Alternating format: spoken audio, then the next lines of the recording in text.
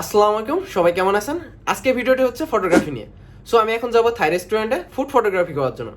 So আমি কিভাবে photography করি সেটা আজকে আপনাদের দেখাবো। তো ভিডিওটা অনেক ইন্টারেস্টিং হতে যাচ্ছে। তো আমার সাথেই থাকুন আর দেখতে থাকুন আমি কিভাবে ফটোগ্রাফি করি। So let's go.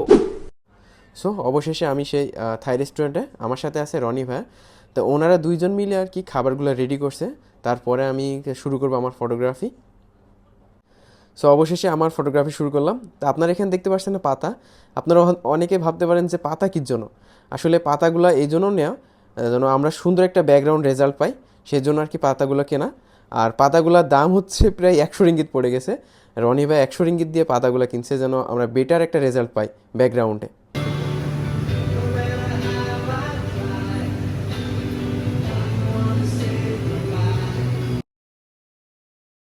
সো আমরা যেমন রেজাল্ট আশা করতেছিলাম তেমনই পাচ্ছিলাম আর কি, সেই জন্য আর কি আমরা স্যাটিসফাই।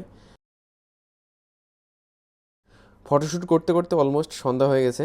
আপনারা হয়তো খেয়াল করছেন টেবিলের নিচে রনি ভাইয়ারা বসে আছে আপনার পাতাগুলা নিয়ে।